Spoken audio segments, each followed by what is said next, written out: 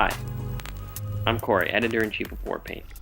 We're going to do something a little bit different here, where as opposed to just publish the works of the people whose works we like, we actually try to get to know them, at least those who are willing for us to get to know them. It's a bit of an experiment. We don't know if it's going to work out, if you're going to like it or if you're not going to like it, but we're going to give it a try. The first person who we're doing this experiment with is Journey Prize winning author John Brooke, who submitted to us a short story called The Wife of Moby Dick. What sort of got you interested in writing initially? I first became interested in writing because I'd written a screenplay that I couldn't sell.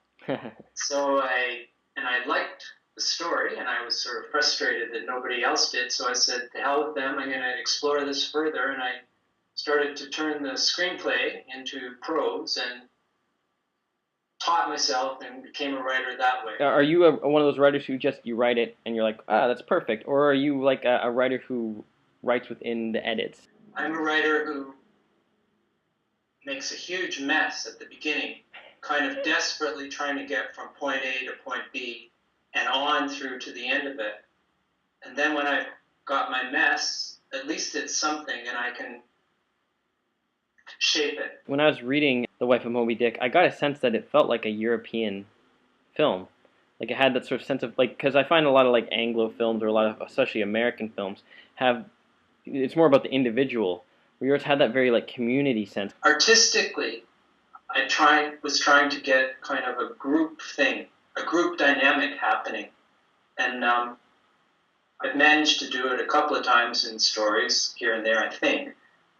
And I tried it with that one because I wanted it to be a group project. The whole community comes together to commit a criminal act against one person. What did that come out of? What is that idea based around? Needing to get revenge.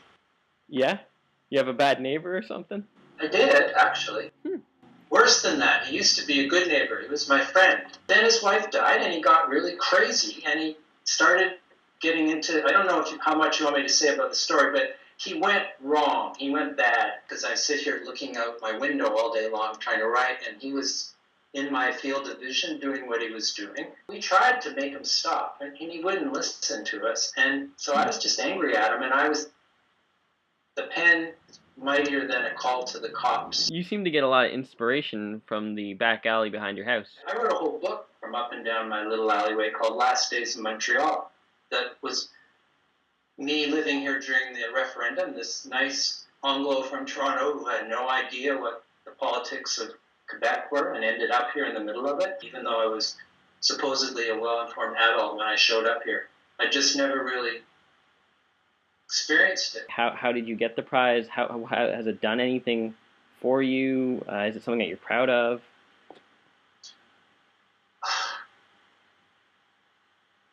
That's a tricky one. Obviously I was very proud to win it, probably too proud to win it. And I also was quite happy to get all that money for one little story. The story was actually one of the ones I've just been talking about. It came from being in the middle of this culture that was kind of ripping itself apart, this city culture, maybe. It was a story about the referendum in Quebec, and I wrote it at the right time in the right place, and I won that prize. And, winning a literary prize is pretty lucky, or else synchronicity working the way it's supposed to work. You get the right people reading your story, and they like it more than the 10 other stories. Nevertheless, I was very happy to win it.